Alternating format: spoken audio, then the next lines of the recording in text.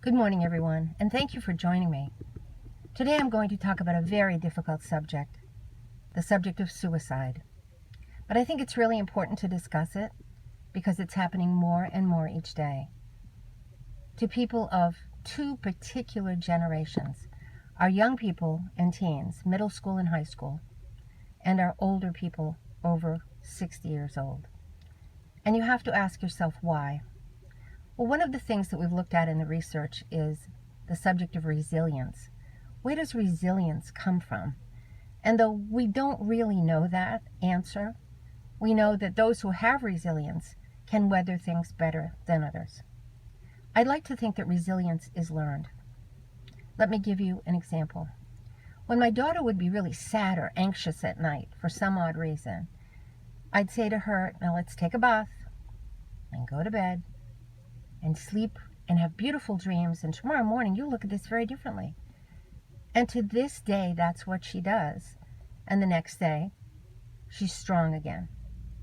With my son, I told him to see himself on the other side of whatever that thing was he was going through. And I recommend that to all my patients as well. Always see yourself going through that black hole, that depression, that challenge that you have. Consequently, he's very resilient as well.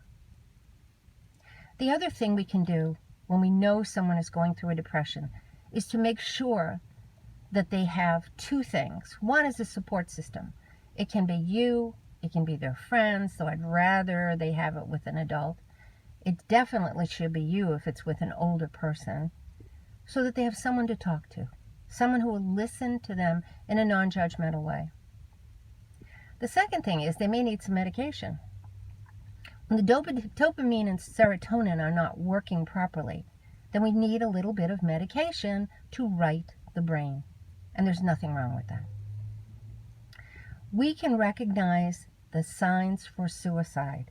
We can recognize the red flags. It doesn't matter whether you're wealthy or whether you're poor.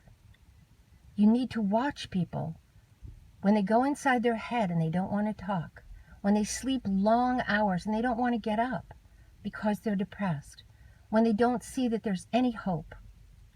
Now, when I talk about hope, I always talk about that which is outside of us.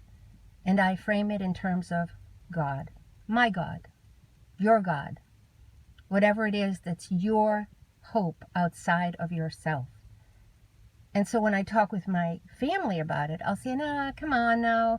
There's always hope. We can figure out something. No matter how dark the day is, we can find some light at the end of it. I hope that you will discuss this with your family. I hope that you will watch those family members around you and take good care of them, please. Because once they take their own life, it's too late. This is just an old Catholic girl with her thoughts about life and hope and God. May God bless and keep you safe until next time. Bye-bye now.